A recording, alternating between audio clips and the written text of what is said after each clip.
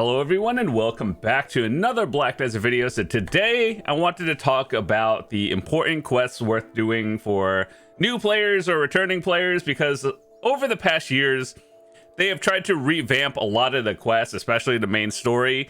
But what we're going to really be talking about is the set suggested and reoccurring, simply because I think these are good for newer players to check out, because they give good rewards and stuff that will ultimately help you in the future. And the reoccurring is considered like dailies and weeklies, and some of them actually are worth doing. So even if you're a new player, I just wanted to talk about this simply because even if you're like not geared enough for it or something, it's something to keep in the back of your mind. So anyway, with that said, main is the main story. I'd recommend doing that one just in general to, experience the story at least once. But anyway, with that said, we're going to go down the suggested tab, reoccurring, and then new is basically just events. So yeah, do all the stuff in the new tab because events are good and they usually give decent rewards. Anyway, with that said, a lot of these are more or less outdated, but there are still things that are worth doing. So if you don't know how to check it, this is on by default. Just make sure to turn it off, and that's how you can see what you have and haven't done. But yeah, if you have some of them, the life skill one, the one for this quest line down here, it gives the trance tier. To be honest, I actually think this one is better than the Khan's Heart, but it's also different usages. And I think this one, the trance tier, is definitely a good beginner one, just because the life XP is very nice. And well, obviously it's a free one compared to the others. But to give you an idea of what I used to use the trance tier a lot just to push levels, and then as you get higher levels in mastery, you start pushing specific things. So this is a one worth getting down here. The trance tier, it's like essentially the highest life XP you can get with everything else. Once you start min-maxing, you'll start thinking of like the Resplendent or something because of item drop rate, or gathering drop rate, that is. And then the Khans for more mastery. But I think ultimately, trance tier, definitely a good free one. They changed it about a year ago, or a couple years ago at this point, when this used to be exclusively from a seasonal thing, and then they just moved it to a quest, which I think is good. So with that said, that's done. What's next is, you could probably, like all of these are good to do, but it's not important. The one for the Dawn gloves and everything, you probably have to do this to craft it yourself. And this is also for like, self crafting. Nowadays, I think it's a little bit easier. You could just buy it off the market, but that does still require at least like 15, 20 billion, whatever the cost is. It's a lot cheaper nowadays on the market, but for everyone who wants to, at least get the stuff, it's worth doing. So next, this thing. This is one of those things that I haven't done for a long time, and I actually use it because there aren't really too many journals. So if you have no idea what this is, you see this slot right here, you can actually put the tomb on it. So like, this is what it would look like. You see this tomb or the Caprice journal, it replaces this slot right here. And there aren't too many slots that give life XP, so that's why I think that one is actually worth doing. And where was it? Yeah, you can exchange it if you want to, but like contribution is kind of irrelevant. Skill XP is 100% irrelevant, and life XP is actually the only good one. So it's a permanent thing. Recommend doing it. Adania gear. So you have to do all of this. This is an endgame thing or a quest line. So you have to do all of this to get the Adania gear or Adana stuff. Once again, endgame thing. You'll get it eventually, but you can't just craft it. You have to do the quest line first. Everything else, the Ataraxian stuff, is just group content. I think you can actually just bypass all of this these days and do all this on the solo mode or something like that, you don't need a group. But then if you want the actual rewards for everything, you have to do it. So we'll talk about that in reoccurring. Same with Final Gladius, Endgame. So all of these are like entry level, and you could do this on like season characters or, you know, not that much gear. Final Gladius is Endgame one as well. Let's see. A lot of these, admittedly, are kind of outdated at this point because, you know, you were thinking about, oh, I should get all of these, and pen, like regular pen boss gear is a little bit outdated. So like, it's one of those things you're just doing for the fun of it. Dekia lanterns is actually something that I think the game is kind of pushing towards later on. So yeah, I do have them myself. I have the Dekia 1 and Dekia 2. We've all heard of this one, like some grind spots like Ash Forest, Olins have Dekia 1, Dekia 2, and so on. So yeah, there's a lot of spots that require, it's just like a harder mode for various grind spots.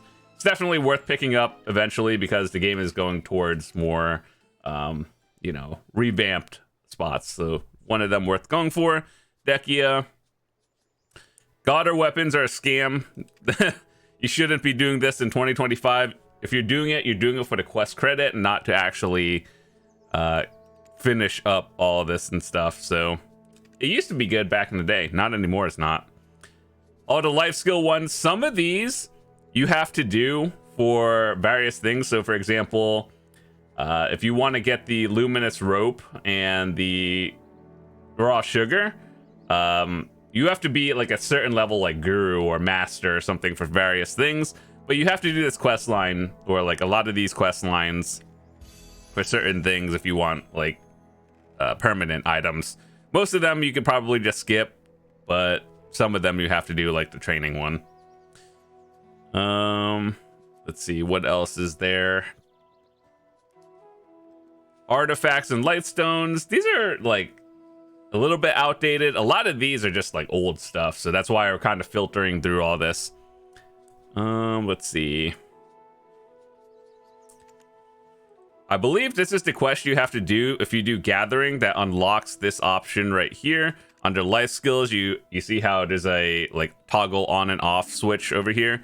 I believe that's the green thumb thing that you have to do. It's actually, if you're a life skiller, you do this quest. It's morning light quest line. Let's see, anything else?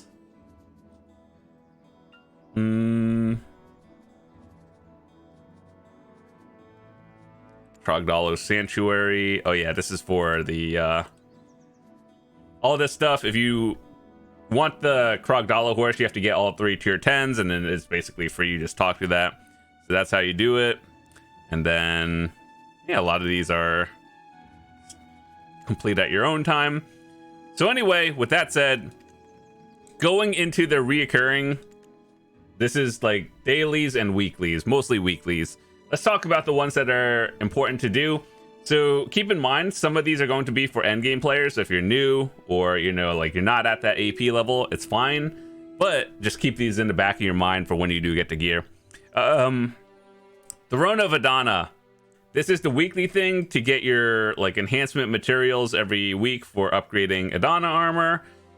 Once again, you see all the other content creators, they're trying to push you to like 350 AP or 427 DP. It's to get you to be able to do the weekly, even at the Jordan level.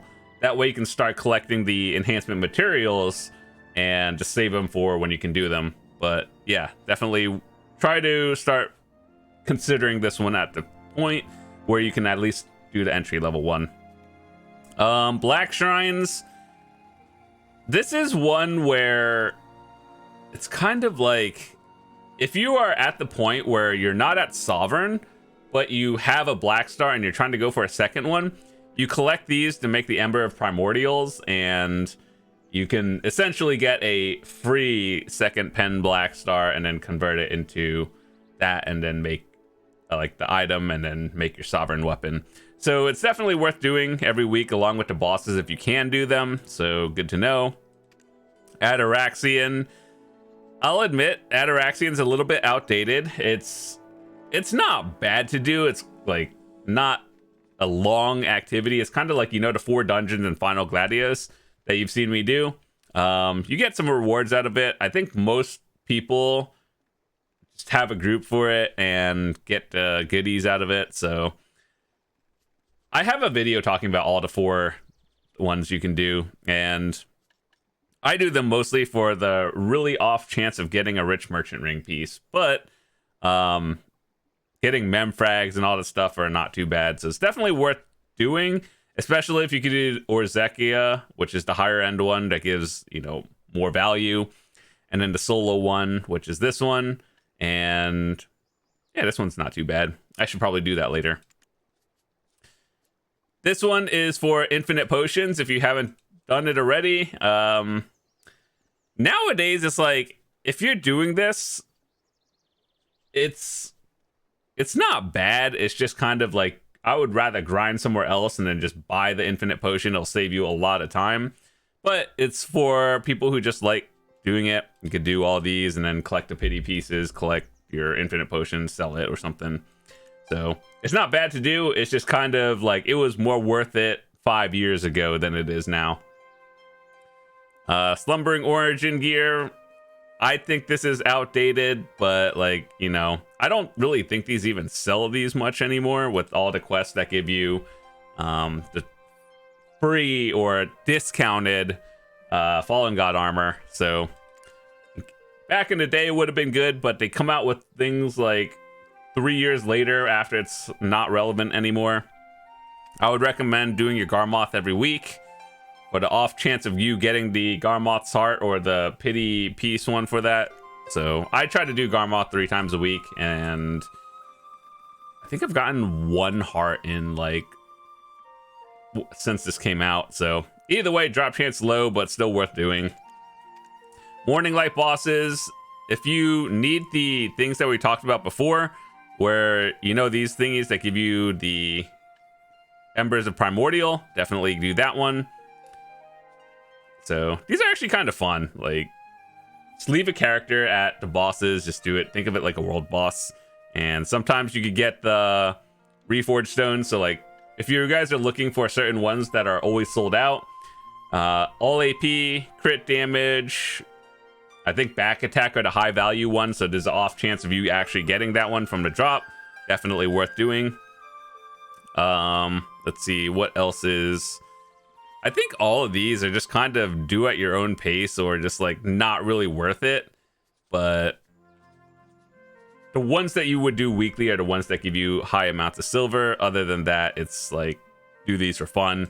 This is definitely outdated. I would not recommend it. I know people see like, ooh, free pen, boss gear materials. It's not worth doing these anymore. They should just like remove that quest from the game, not gonna lie.